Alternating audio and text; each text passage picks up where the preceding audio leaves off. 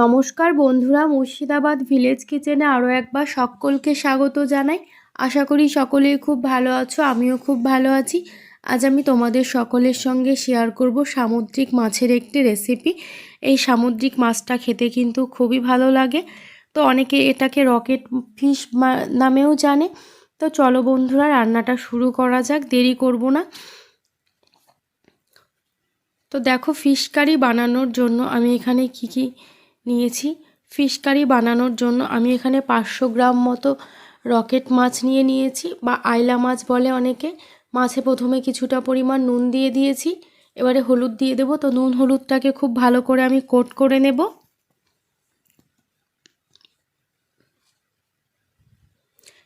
তো উনুনে আমি কড়াই বসিয়ে দিয়েছি, কড়াইটা গরম হওয়ার পরে সর্ষের তেল দিয়ে দিচ্ছি।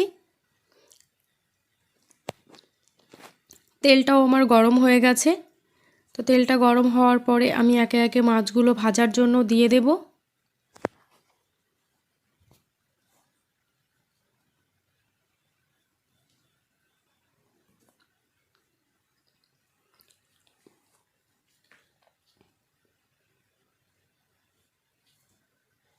মাছগুলো দেওয়ার সময় কিন্তু একটু সাবধানে দিতে হবে, যাতে তেলটা ছিটে না আসে, সেই দিকে খেয়াল রাখতে হবে।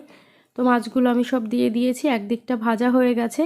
তো দেখো, উল্টে দিচ্ছি অন্য দিকটা ভাজা হওয়ার জন্য। তো মাছগুলো আমার সব ভাজা হয়ে গেছে, এবার আমি নামিয়ে নিচ্ছি।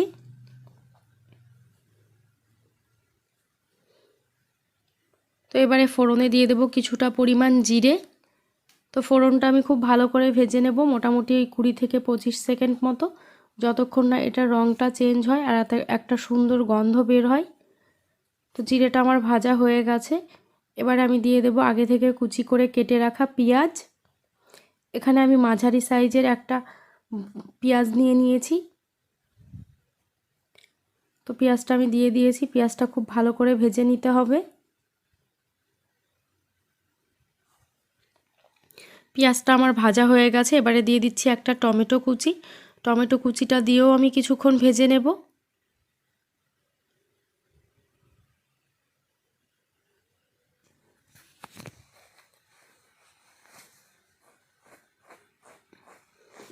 তো টমেটোটা ভাজা হয়ে গেছে, এবারে একে একে মশলা দিয়ে দিচ্ছি। প্রথমে দিয়ে দিলাম 1 টেবিল চামচ জিরে বাটা, 1 ইঞ্চি মতো আদা বাটা, 1.5 টেবিল চামচ মতো রসুন বাটা, 2 টেবিল চামচ মতো পেঁয়াজ বাটা। এবারে একে একে আমি এর মধ্যে নুন হলুদ সব দিয়ে দেব। তো প্রথমে আমি পরিমাণ মতো নুন দিয়ে দিলাম, এবারে দিয়ে দেব পরিমাণ মতো হলুদ গুঁড়ো, এবারে দেব কিছুটা পরিমাণ লঙ্কার গুঁড়ো। ঝালটা যে যেমন খেতে পছন্দ করো সেই অনুপাতে দিয়ে নেবে।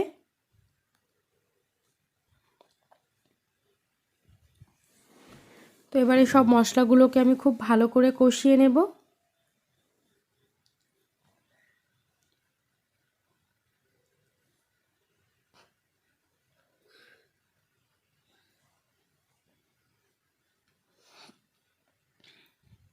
তো মশলাটা আমার মোটামুটি ভাজা হয়ে গেছে, এবারে অল্প একটু পরিমাণে জল দিয়ে দেব, তাতে করে মশলাটা খুব ভালোভাবে কষানো হবে আর মশলার কাঁচা গন্ধটাও বেরোবে না।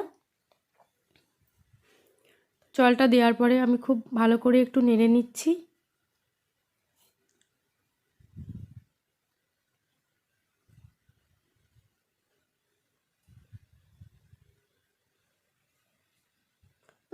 তো দেখো, মশলা থেকে তেল ছাড়তে শুরু করে দিয়েছে।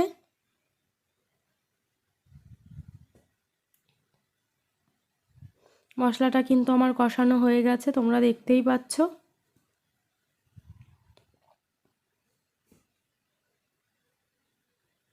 এবারে এর মধ্যে দিয়ে দেবো আমি কিছুটা পরিমাণ জল। আমি এখানে মোটামুটি 1 গ্লাস মতো জল দিয়ে দিচ্ছি।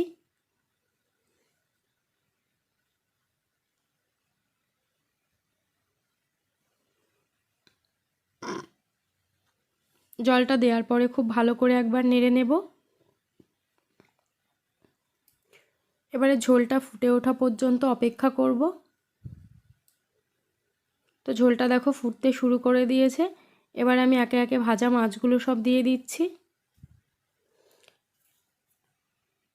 মাছটা দেওয়ার পরে একবার একটু নেড়ে নিতে হবে। তো মাছটা দেওয়ার পরে আমি নেড়ে নিয়েছি। এবার একটা ঢাকনা দিয়ে 5 থেকে 7 মিনিটের জন্য ঢাকা দিয়ে দেব।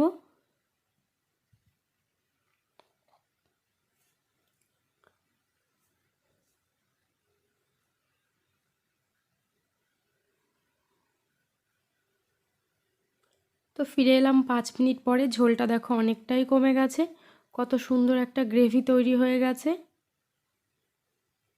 তো মাছটা আমার রেডি, এবার আমি নামিয়ে নেব।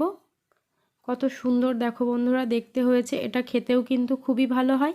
তোমরা একবার হলেও এই রেসিপিটা বাড়িতে বানিয়ে দেখবে।